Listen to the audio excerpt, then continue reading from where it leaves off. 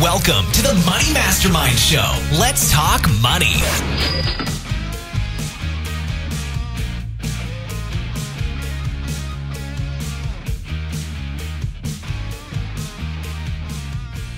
And welcome to the Money Mastermind Show. Tonight, how do you start off on the right foot financially in your 20s?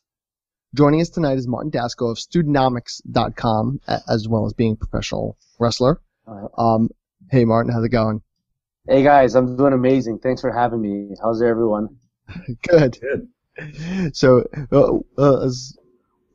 as well as Martin, helps if I could speak, we have the members of the Money Mastermind Show. We have Miranda Marquette of Planting Money Seeds, Peter Anderson of Bible Money Matters, Tom Drake of the Canadian Finance Blog, Kyle Prevost of YoungandThrifty.ca is now with us tonight, and I am Glenn Craig of Free From Broke.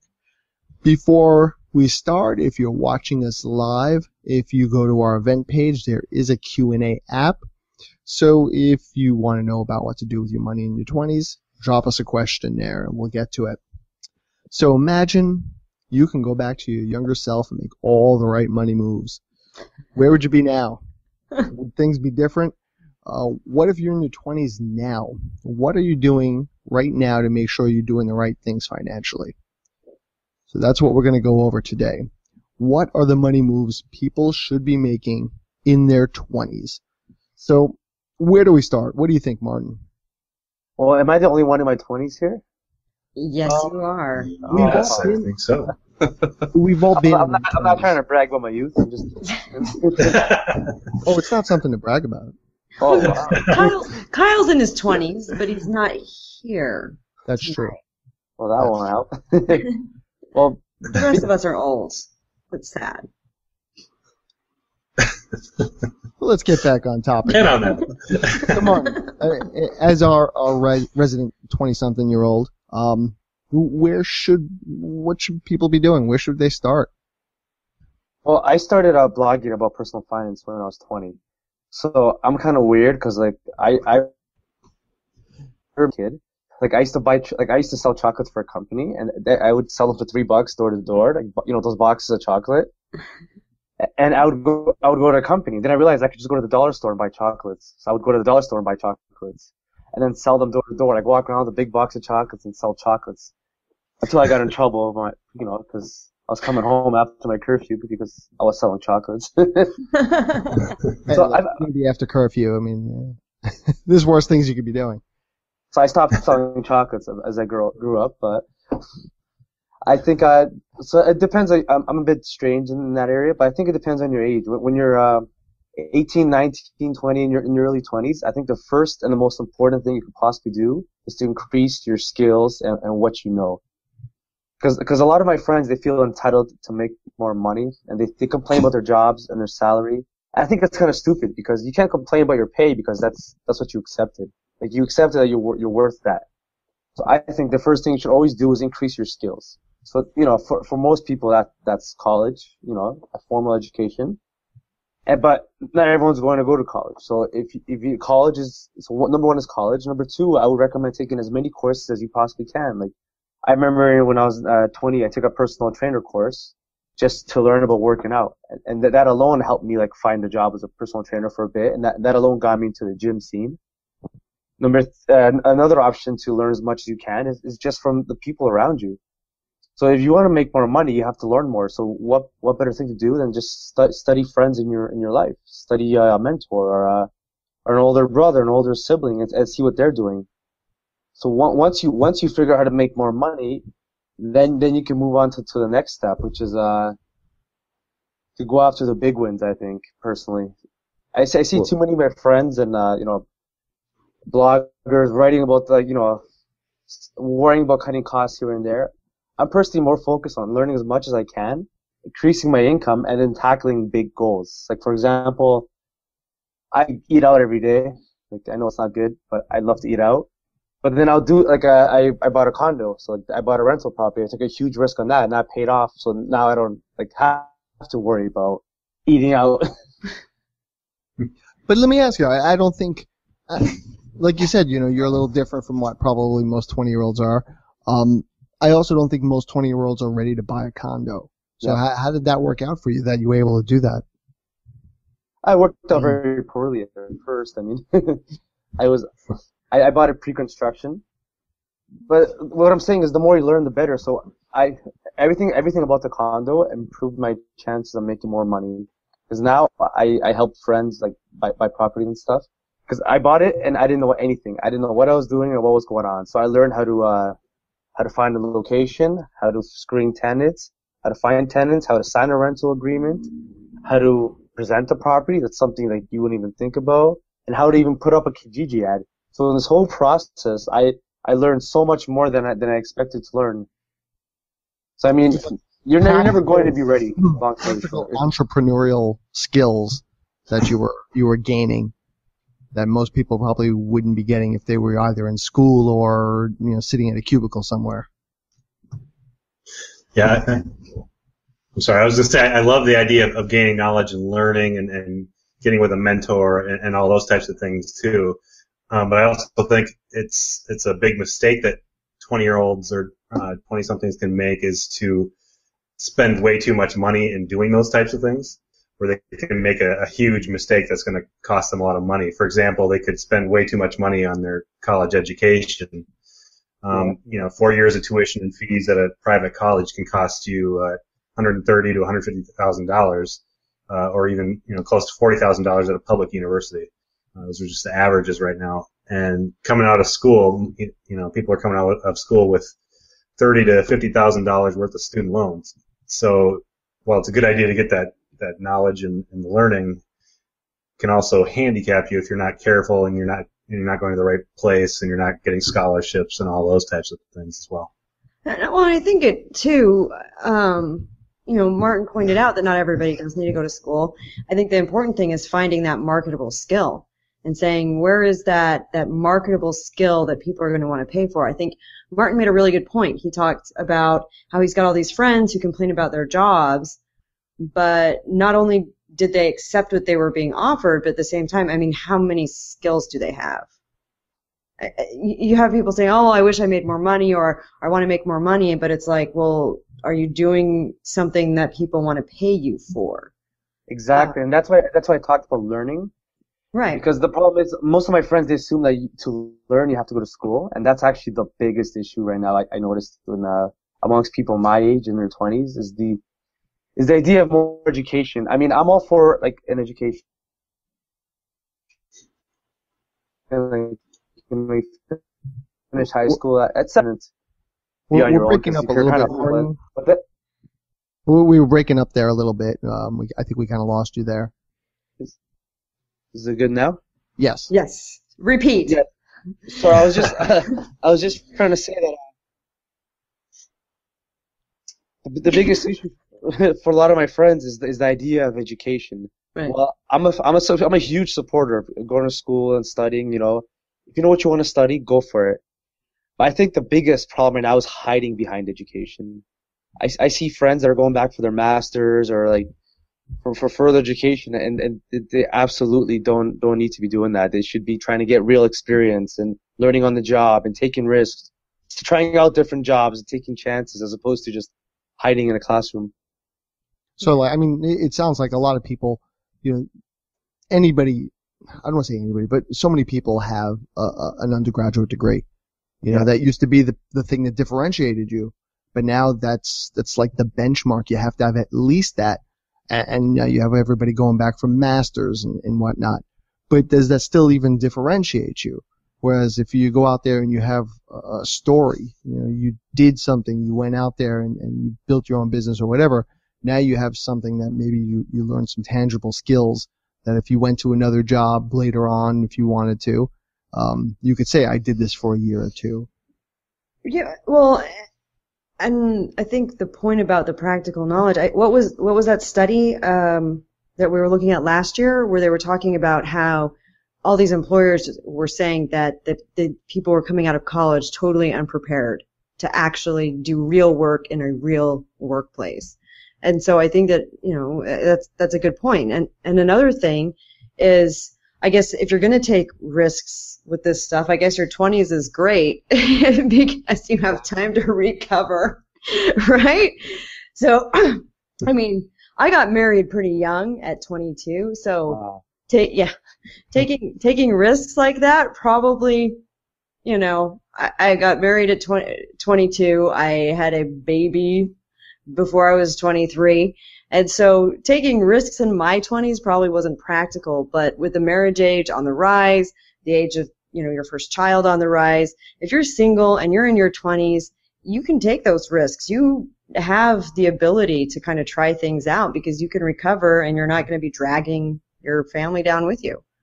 And actually, you made an excellent point about about students not being able to work. If anybody's listening and they're in their 20s and they're still a student, I always recommend two things. One, find a program with work terms, because I don't know how it is we're like state to state, but I'm sure the most programs offer like a work term option, or they at least try to, and I think those are the best because this way you get experience, you work, you get into the habit of actually waking up before 8 o'clock, and you actually get your foot in the door. And number two, I think that every student should work at least part-time. I mean, it teaches you a lot about teamwork and about responsibilities and time management. Like, for example, my friend worked at a Starbucks, at a coffee shop, and the job was totally unrelated to his field, of course. And then just by working, he had a good attitude, and he chatted with everybody. He just he worked on his communication skills, and that's how he got his first job. Every day he spoke about finance with this one customer. They just talked about money and the stock market and just whatever came up. And then the person offered him a job. I know I worked for a supermarket for years. I worked my way up. I was a stock boy. I worked the register, did everything. And just dealing with day-to-day customers and the people that you're working with provided so many skills later on that I would have necessarily gotten on the job that you don't get. You need to have that sort of face-to-face, hard-working job. I think it really does give you some values into what you're doing. Not only that does it build up skills, but like you mentioned with the student loans, if you're working while you're in school, that can go a long way to making sure you don't have huge student loans at the end. Oh, yes. Yeah. And there was in the Times, I don't have the exact article, but it was talking about what the value of, let's say, a summer job, like a menial summer job for a college student is. That they should actually get out there and use their hands and do something, because you go into these corporate jobs later on after school, and I don't know, I'm guessing that somehow that ties into the entitlement that you're seeing your friends have. I mean, can you speak to that? Like, what is it that makes them entitled? Maybe it's a generational thing, because in society it's encouraged to spend money and to live a lavish lifestyle, and then we look at our parents, we see what our parents have, we see what our grandparents have, and we see what people older than us have, and you don't think logically when you're in your 20s, right? So you think, how come I don't have that? You're thinking, you finish your first job, you finish your your degree, you get a job, you're thinking, by the first year, you're going to be on the private plane. You're going to be signing deals at nightclubs. You're going to be going out for dinner. In reality, you're working till 7 p.m. and you're pissed off. Right, and it's that 7 p.m. not even doing anything glamorous. You're not even developing an app or something. You're just creating TPS reports for somebody else. That's right. Exactly. Sorry. Oh, sorry. I was just going to say, I think part of it is we've been told that we have these milestones we're supposed to hit, right? So it's like you go to school, then you get a job, and we're given this narrative from the time we're very young that these are the things that you need to check off your list, and then you will be a successful adult. And so you're like, well, I've gone to school, check, and now I get my job, check. And now I can get married and buy a house and have kids. Check, check, check. And so we kind of have this narrative that we're supposed to have. And I think when you get to that point, you're like, well, I've done what I'm supposed to do, so give me my job. Yeah. Well, the one quote that's actually it's just stuck in my head for the last few months. One of my friends had an anxiety attack. He couldn't handle his debt, and I tried to help the guy. But then he said this one thing to me. It was really powerful. He said, "Nobody ever taught me this."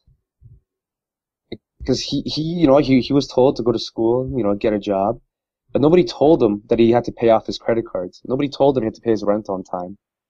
And I don't know how this ties in, but I guess we're not trained, we're not prepared enough maybe, because he ended up having an anxiety attack. And the poor guy, he's a smart guy, works hard, makes good money. Just nobody ever told him you're supposed to do this. You're supposed to actually pay off your credit cards. You can't just ignore those letters that come in the mail.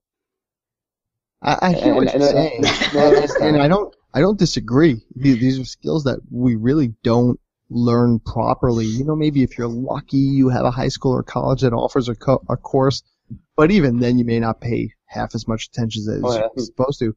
But you know what? I mean, none of us learn that stuff. It doesn't matter what generation. I mean, I think the only thing I could say is, if you learn any of it, it's from maybe you see your parents do it or your grandparents do it. You kind of learn it indirectly from the people that are around you. So it's like, I definitely feel for somebody in that position where they feel like they're drowning and they don't know what to do. But on the other hand, it's as though, we're all in that same boat to some degree. Is it any different, do you think, now these days? Is there something that makes it even more of an issue? Are people taking out even more credit and just going way more overboard? Or does that play into the entitlement a little bit, and that they think, hey, I shouldn't have to bother with all this stuff? Yeah, it's actually, I wrote down and I highlighted delayed gratification. Because we live in an instant gratification world. I mean, I'm not going to lie. I go on Amazon and my information's saved. So if I want to buy something, it's a matter of just clicking buy. In 2 days, Amazon Prime. In 2 days it arrives. Yeah, it gets here in 2 days. So I mean, we live in the instant gratification society. Like even when I was a kid and I wanted to buy a video game, back when I played video games, I remember I had to save up. There was no other option, Right, and you had to actually go somewhere to get it. I had to actually leave the house. Now you can just go on Amazon, press buy, and you can pre-order, so it gets to your house before it's even released, and you pay extra and you feel special. And some of these could even be just online games. You get them instantly. In a heartbeat. Yeah. Yeah, no, I mean, there is that aspect of it too. I mean, I know when I was younger and in my 20s, did I get into debt at times? Sure. But I did have a grasp of, I only have so much money though. There were only so many things I can do. I understood that there was going to be a limit, otherwise there was going to be a piper to pay. Do you think that people aren't seeing that anymore? I mean, I'm just judging based on readers and friends, but it just seems like a lot of people get into this situation because it's just too easy to get into debt now. I mean, you can apply for credit cards like everywhere you go. Every store has a credit card now. You go to Walmart, they have a credit card. You go to the what's called 7-Eleven, they have a credit card. You go to the movie theater, they have a credit card. So you see, I get a free movie if I get a credit card. Like, why not? Right? It's a free movie. Right. And then once you get the one, you start grabbing them everywhere.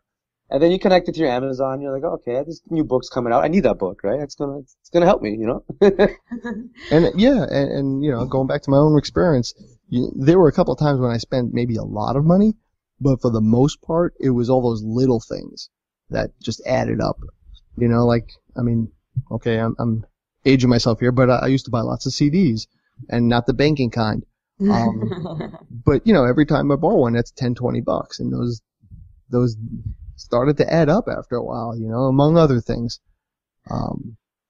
Yeah, I think almost part of the problem sometimes is that you're in your 20s, you're almost expected to just live free and have fun, basically. You're just out of college, you're living the single life, you're not, probably not married in your early 20s, and going out and having fun every night and buying a nice new car is almost expected. I've got a new job now, so I'm going to buy this expensive $40,000 car. And, a lot of this stuff is almost just something that's expected for people to do, and you almost have to have a disconnect from that normal thinking in order to be on that solid financial footing, because everybody's doing it.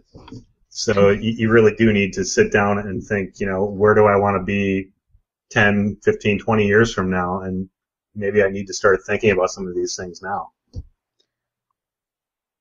Yeah, I mean, Peter, I think you brought something up earlier. We were chatting before the show, and I think you had mentioned, having a life plan or setting your goals up beforehand. Is that something that's feasible for somebody that's maybe in their early mid-20s, or is that asking too much? I think it's feasible. I mean, if you look at one of our previous guests, Carl Richards. I mean, you look at the one-page financial plan that he talked about. It's pretty simple to put one of those together. It's just a matter of a short little page, and you put some of your broad goals even on there, and go from there. Work towards having some more detailed plans, but even just having a short little one-page plan isn't that hard to do.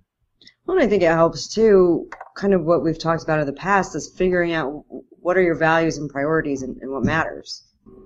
I think a lot of it, and part of it too, is having to make choices. We were talking about how easy it is to spend on your credit card. Well, so many people grow up now without having to make any sort of choices about their spending, because it's like, oh, well, I can have it all.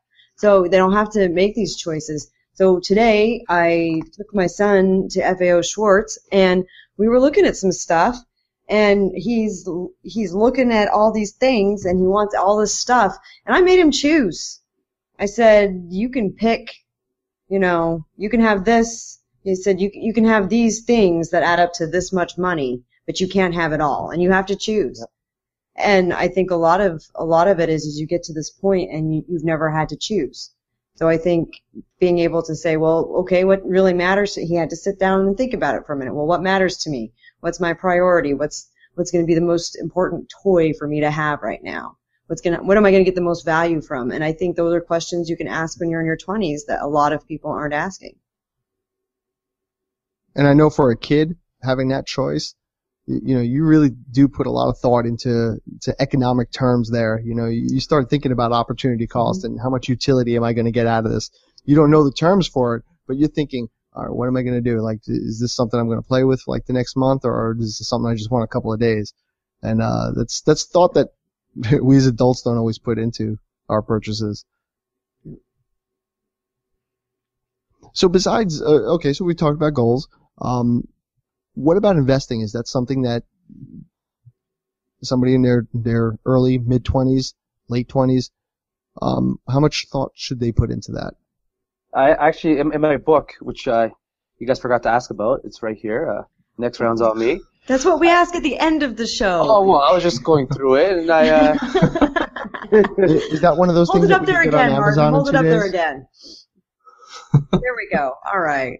It's available on Amazon. Thank you for asking. We do need to have Kyle here because there seems to be some kind of Canadian book theme with drinking connotations there. It's the next round. It could be a round of anything. I know. But it ties into what Kyle's is like also. But okay, go on.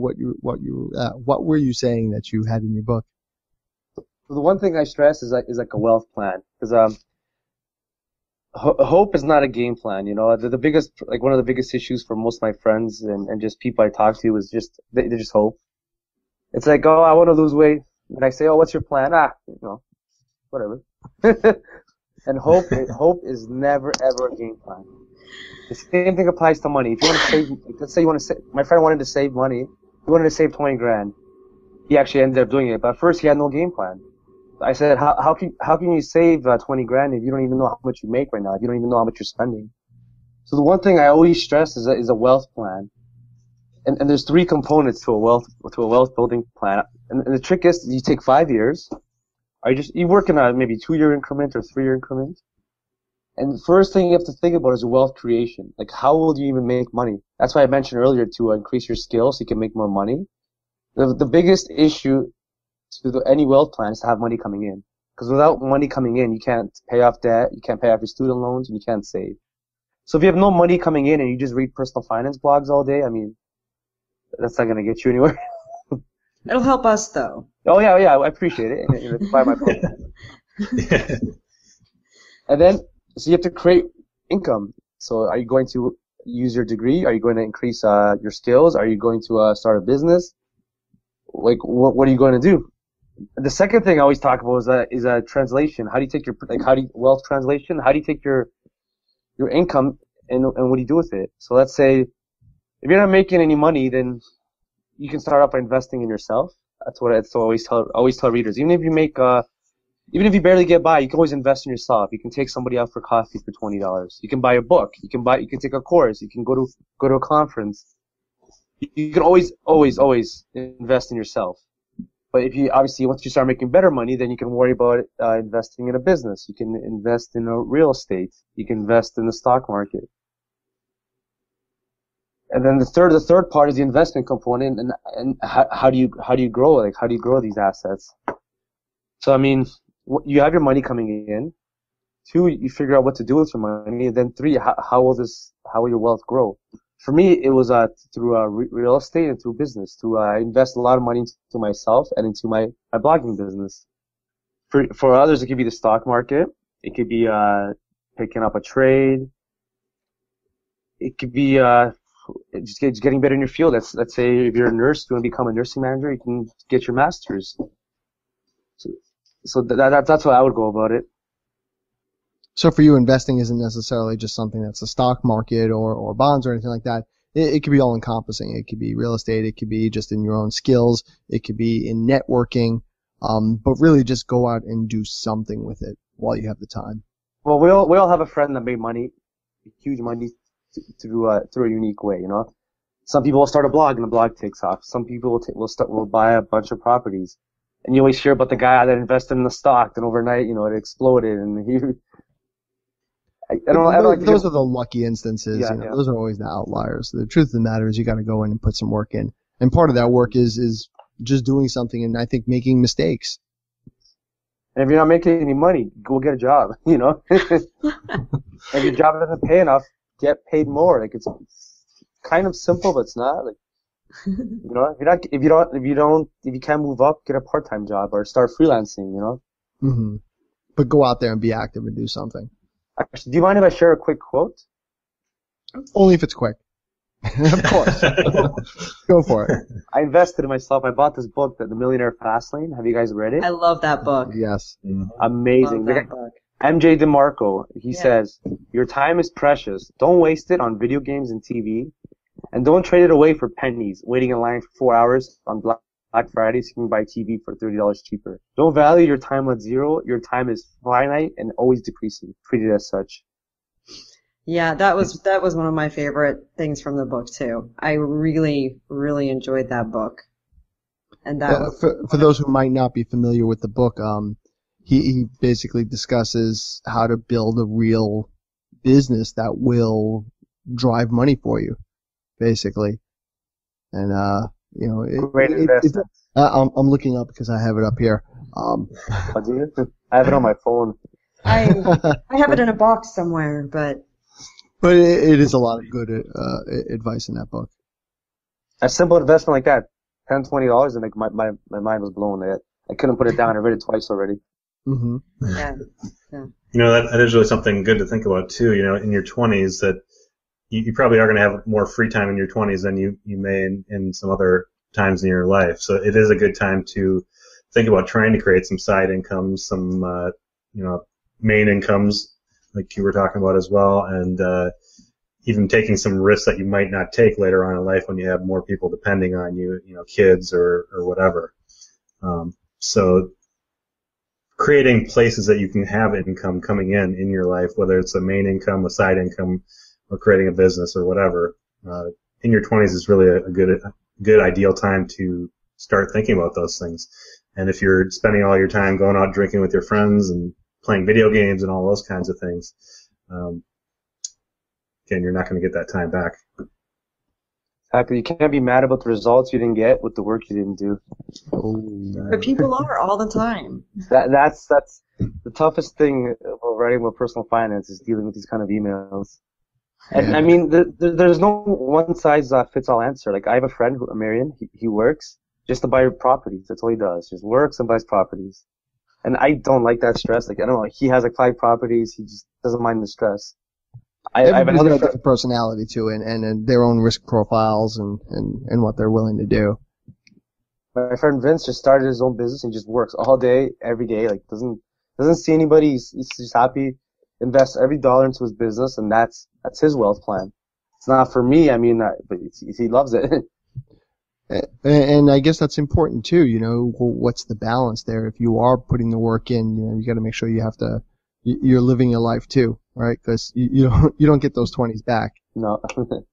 So, I mean, it is important to do a lot of work, but I think it's also important to maybe get some experiences you might not get later on too. And could be those experiences that differentiate you in the workplace. So, yeah, go ahead, Peter. I think it goes back to looking at your life and coming up with some sort of a game plan, whether it's a life plan or a wealth plan or whatever you want to call it, and then creating a budget that's going to support the goals that you come up with in that life plan. Find ways to tell your money what to do and not just let your money slip away out of your pocket into somebody else's pocket. Tell your money what to do. Cover yourself for cases of risk. Maybe for hospitalizations or accidents or anything like that. Get insurance, health insurance, and disability insurance, and cover your bases on the basics, like that kind of stuff. And then plan out what you're going to do with your money. Set those goals and then start working towards it. Don't not have fun. Still go out and have fun with your friends and so forth, but make sure you're doing it within some sort of a framework. Yeah, and I think that's an important distinction, Peter. Nobody here, I think, is saying don't go out and enjoy yourself. Nobody's saying don't go out and treat yourself every once in a while. But I think it's important to have those values and be able to say, this is what I'm going to do. This is how I'm going to treat myself. This is how I'm going to enjoy myself. But I need to work for it, and I'm also doing this, this, and this. I'm not just always doing this. And I think that's where people get into trouble. They think maybe a goal or a plan or a budget means that they can't do anything. And, hey, look, I don't know if you're in deep, maybe you need to cut everything out for a little bit. But, there is room to do those things that you value, that you truly value. And also, on the personal side of personal finance, one thing I really need to discuss about, the financial moves in your 20s is, I believe that your network is your net worth. I think right now, your friends are a key and huge aspect of you saving money and getting ahead. Whether you want to admit it or not, your friends could be bringing you down, or they could be bringing you up.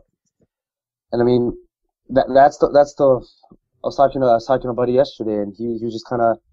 He told me, he goes, "You're the only person I know that makes me feel like I'm in control." He goes, "I just feel like I'm always like out of control." Because his friends just bring him down, like they just want to go out and like nothing positive. They put down his ideas. They don't want to support his business. I think it's important to find the right circle of friends. I mean, I'm not saying you have to ditch all your buddies, but there's a way to, because your vibe attracts your tribe. So there's a way to find friends. It's just like a few rough ideas. Like you can join a gym. You can join I joined like an MMA gym, and like just the people that I meet they're very serious about training. So just by nature, you're forced to focus more. And so that's one way. Another way is the idea of it. I'm all for adventure. I believe you should try to tie in adventure, travel, and making money. So right now, if let's say you want to pay off your debt, or if you want to build your income, one of the best things to do is to travel. And to get a job teaching English abroad, or find work overseas. Because if you travel, it's going to expand your mind, and you're going to make so many new friends, and you're going to have a different approach to life. Because if you don't watch your friends, they could easily bring you down, and if you get caught in the wrong crowd in your 20s, I mean that could just ruin you financially. Yeah, it's important to look and see what they're doing. Even if they're living it up and it seems like they're doing well, they might be doing it all on credit, and you're just trying to keep up with them, and then what's that going to end up? You're just going to be in as much debt as they are. But I really like the idea, what you're saying is, travel abroad, but do it and make money too. And that's a great way to just kind of really learn some cultures and get some real experience. I think if you're looking to start a business, or if you're looking to go on an interview later on, and you could say that you've worked in another country and you've done this, that, and the other thing, that's pretty impressive to have in your back pocket to tell someone. Yeah, I was just talking to a friend at the gym today in the sauna. We're talking about the worst place to have a conversation. Or the best place. I don't know. I'm jealous.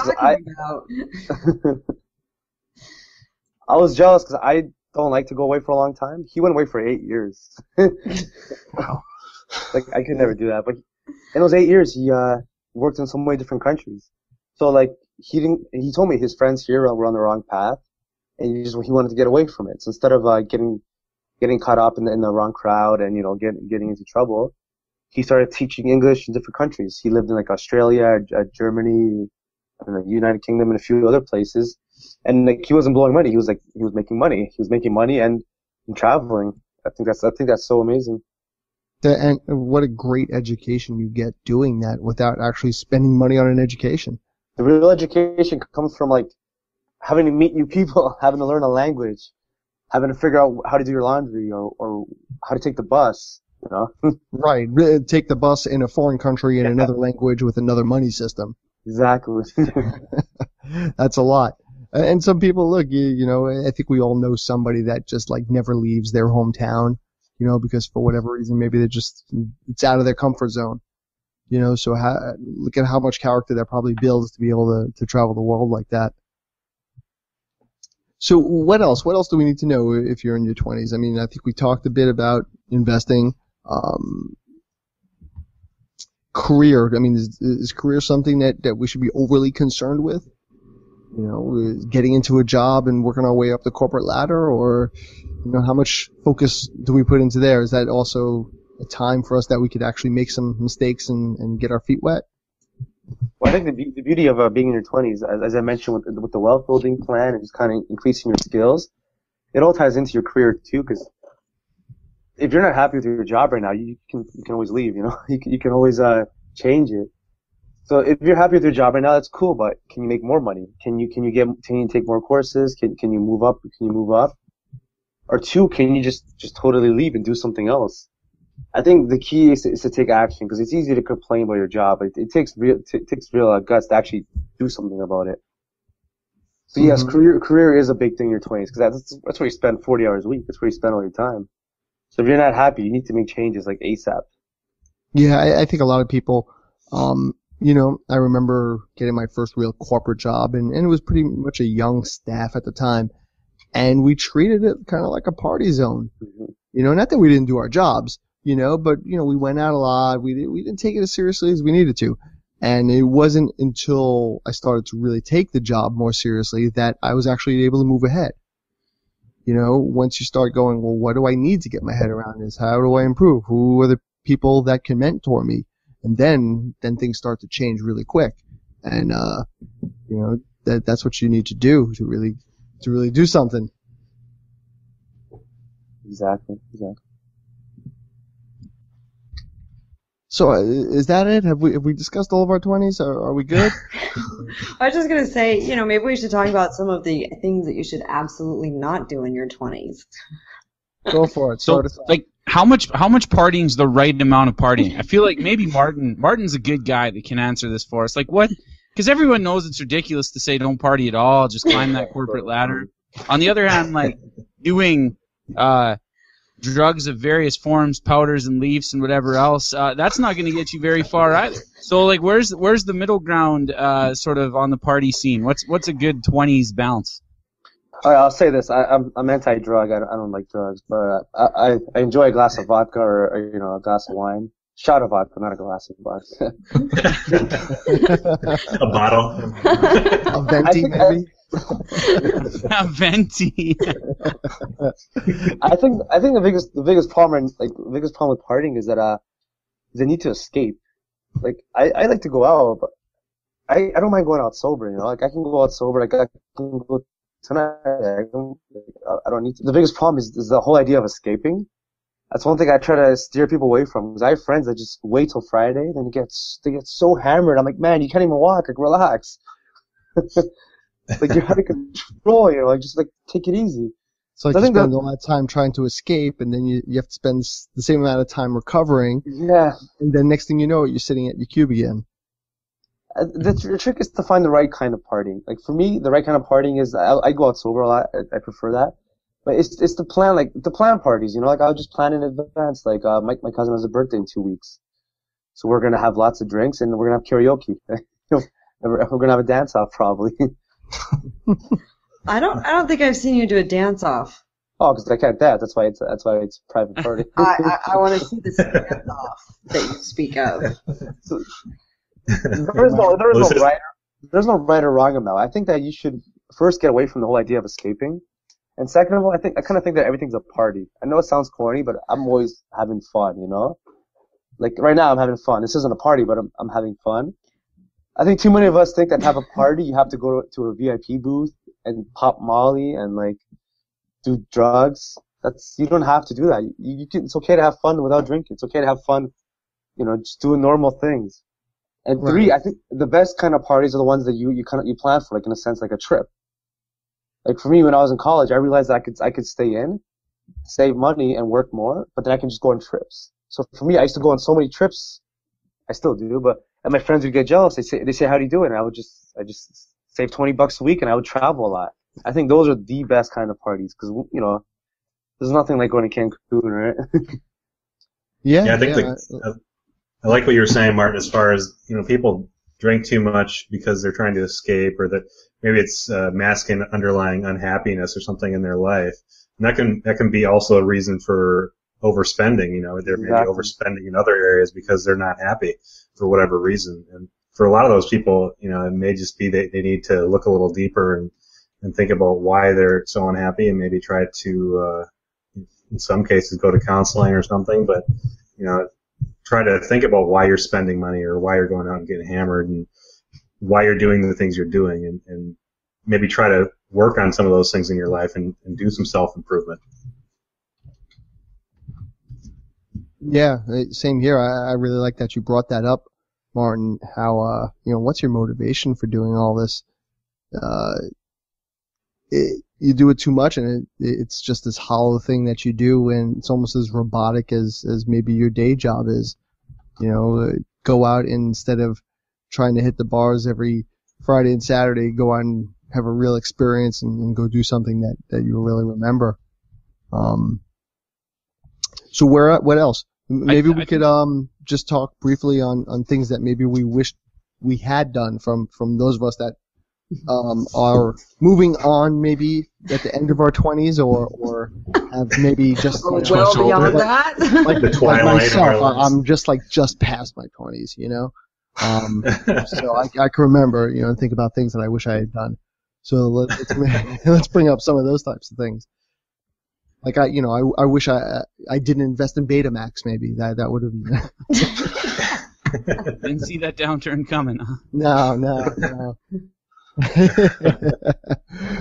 Really, hindsight's always 20/20. We could always say like, oh, whatever. But you know, maybe some general things. Obviously, not like if I could have invested in this A company, because really we can never know that. But just some general advice that if you could have gone back and done it, what would you have done? Well, I know for me, the main thing I wish I had done more in my 20s is just start saving sooner. I mean, I started saving a little bit of money in a 401k and stuff when I was in my 20s, but it wasn't very much. And I don't think I really had a concept back then of just how much of a difference it makes if you start saving sooner rather than later. You know, you can start saving smaller amounts, and it's better to save those little amounts now than to have to save a whole crap ton later. So, I mean, for example, if a 25-year-old automates and starts saving just $200 a month, at 8% over 40 years, that'll grow to almost $650,000. If you wait 10 years and start saving that same amount, it's only going to grow to about $280,000. So time is your friend. Make sure you start saving now, and that's something I wish I had started early in my 20s. Anyone else? I wish I spent less in my early 20s. And not only was I not saving, I pretty much worked to spend, like whether it was going out to party or shopping or whatever. The amount of money you can waste when you're young and you don't really care about what you're doing with your money is amazing. And it's wasted on like inconsequential things, right? I mean, when you're going out drinking or whatever. I mean, look, I'm not saying that that's not fun, right? But you know, and the next day, what do you have to show for it? If you had a great experience, okay, fine. But odds are every time you're at the bar or whatever, it's not a great experience, you know?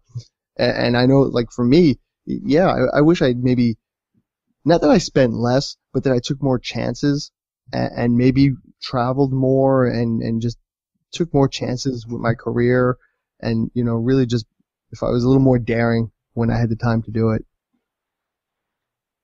I wish I'd spent less and invested more.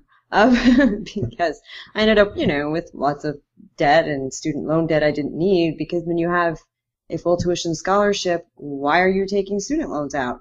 So there was that. But there are some things too, what I was talking about earlier, where I followed a script. I was given a script and I followed it, and you know, while I don't have huge, massive regrets, part of me thinks maybe I should have stepped out of the script a little bit. Yeah, it's hard to come out of those cultural norms that were handed. I certainly had a lot of those, you know, placed on my shoulders too, and it's hard to step up and go, you know what? No, this is what I'm going to do, and do that instead. All right. Anyone else with if you could have gone back and changed it? Do you have anything, Kyle? I mean, you're kind of like not even out of your 20s yet, but I was gonna say that hurts, Glad. Like, you think of worse than my students. How old are you now? I am 27. Oh, you're a man. baby too. Yeah, we thought you were later on, but That hurts. That hurts. My students hit me with that, and then they get the retaliation. So you'll see eventually what might happen. But yeah, I don't know, stuff. I guess I don't have any big regrets. That might sound really lame. But nothing you don't have comes to mind. I spent a lot of money in school. If I could go back, I'd definitely spend just as much money. I wouldn't buy one drink less. I didn't go overboard. I didn't come out in debt. I didn't come out with any money to the That's a book title, goods. though, by the way. Yeah. You should have. I wouldn't buy one drink less. That'll be the code associated with my name. Do you know what Martin did, like, when he got his book out and waved it in front of the camera, just like you do? Why not? Great minds think alike, Miranda. Great young Canadian millennials are setting the tone on this podcast. That's right, I think that's Wait, is that like some kind of challenge out to the lower 49 millennials there? Definitely come on this show, especially if you're not going to call yourself a coach. Come on the show and tell us what's going on. All right, I think we've done a pretty good job of discussing what you should do in your 20s. And, Can I share a regret? Oh, absolutely. Oh, yeah. Yes. One thing I've never done that I really want to do, I kind of enjoy my life, so I haven't done it. I enjoy my life here, is I travel for like a year straight or something like that, you know? Like, I've met lots of friends that have traveled for like a year, and they'll go to different places, and they kind of live like bums. I never got to be a gypsy. So what's holding you back? Well, you're not out of your 20s yet there. Yeah. It's not a regret, it's a plan. Start packing. That's right. Well, I don't know. That could be a reality show somehow. Yeah, let's get you back on the show in a year and find out how Martin the trip Dasko, went. Thailand. I don't know. Oh God! Like every time I travel, it's like for 3 weeks or a month. Like I went to Argentina a few years ago. I did Europe. I usually go away for a week. I don't know why. I get bored easily. You know. That's one thing I'd like to do next is go away for a few months to kind of be like a gypsy. 'Cause I like luxury too much. You know. I hear you. That's my hang up too. Yeah, I met a guy that he would just sleep in parks. Like I know it sounds stupid, but he would just sleep in the park just to save money. Yeah, I've always I don't been know too if I like could too do that. serious It's for definitely that, something you know? I can't do now that maybe I could have done in my 20s. I don't know. I always need a tent. I'm not afraid to camp, but I kind of need a tent. I'm a bit biased towards a bed or at least a couch. You know. I have a cot now. That's what I'm gonna do next year. I'm gonna go on a big trip and kind of scale down the living maybe.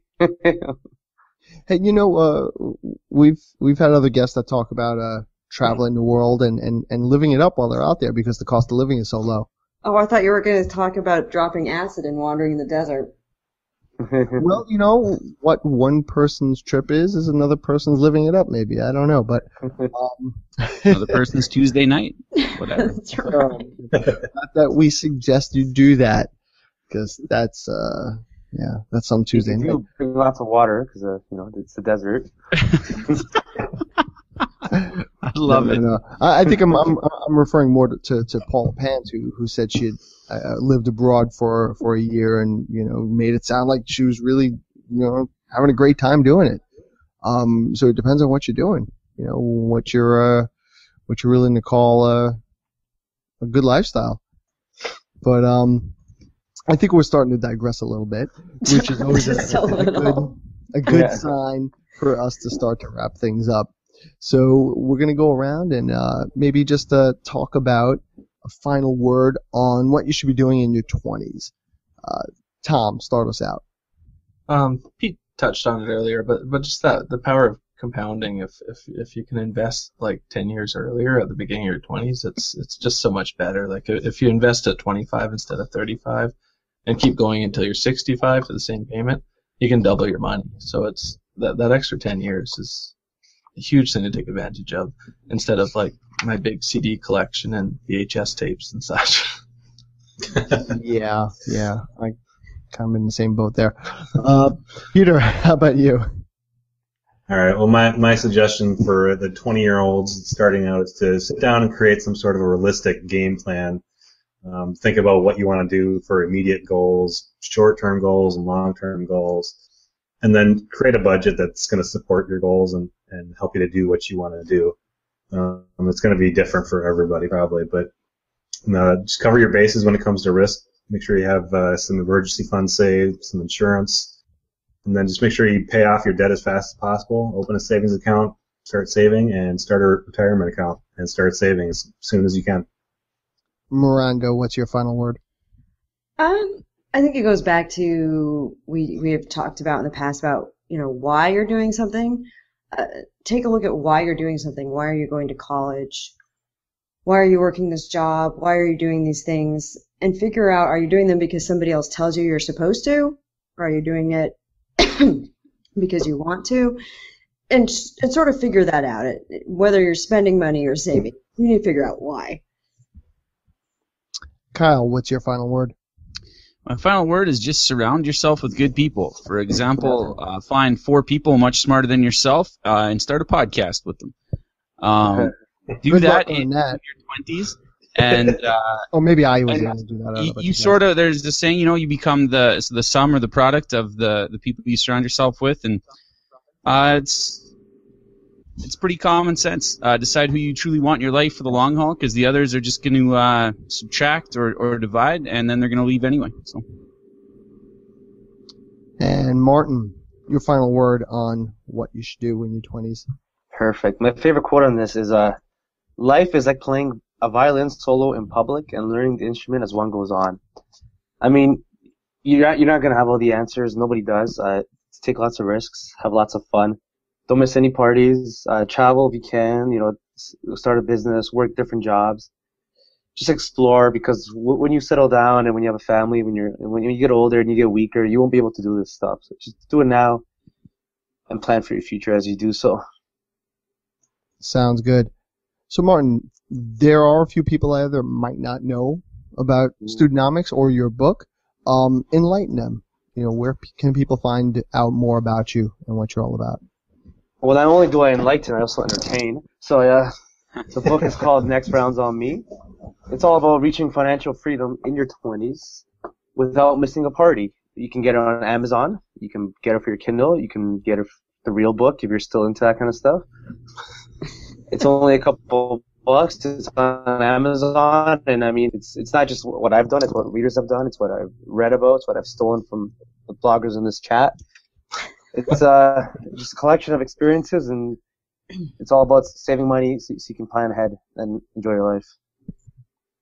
Sounds great. Thank you again, Martin, for joining us, and it's always fun having you on the show and having your perspective. Everybody out there, until next week, be good with your money. Thanks for joining us on the Money Mastermind Show. Get more information at moneymastermindshow.com. Don't forget to subscribe to the show on iTunes and YouTube and follow us on Google+.